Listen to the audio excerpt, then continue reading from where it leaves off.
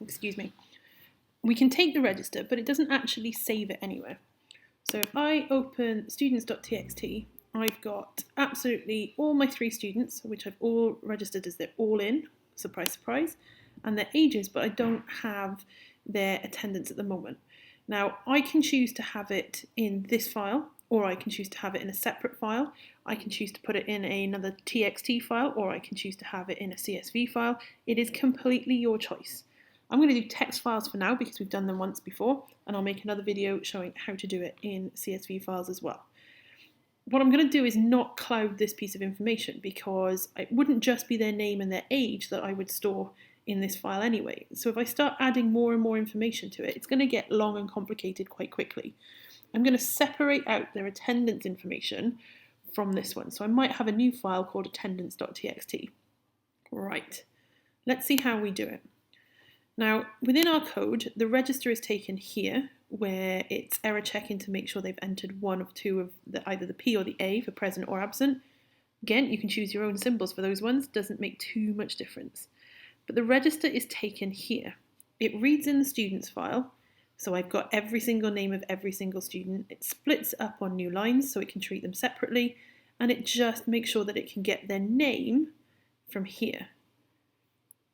Now, this is where it validates it, so this is where it's storing what mark that student has at that point in time. So what I might want to take a look at is how we store this for our register. All right, I'm going to use an empty list to begin with. And I'm just going to separate it out as a new empty list. Might even start commenting as I go. To store registration marks. Woo. So that gets that one student's register. So where do I want to store it? Do I want to store it as a single variable that's only lifespan, it's only in scope during that for loop? Or do I want to make sure that that information's saved somewhere else? Well, I kind of want to make sure it's saved somewhere else. Mark, there we go. Let's go with,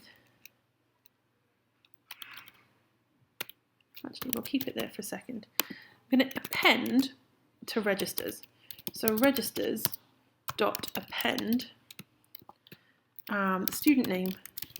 Oh, let's make it a list, so it appends another list. Square brackets, student name is student 0. Second mark in piece of information I need is their mark. Now at the end of the for loop, I can print out registers and take a look at what I've got. Because there are going to be some choices to come up with. So if I take the register for all my students, I've got Bob, he's in, Tracy's absent, Helen's in, Pap. So you can see from my registers list, I've got register 0 is for Bob and he's present today. Registers 1 is Tracy and she's absent today. And registers 2, remember 0, 1, 2, is Helen and she's present today.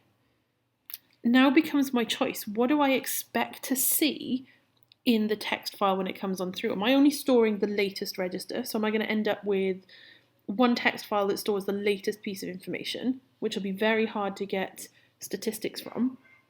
So things like percentage of attendance. Do I want to store it as a text file that has the numbers of how many presents, how many absents they've had? That becomes your choice. And before moving on, make sure you understand exactly what you want to store your data as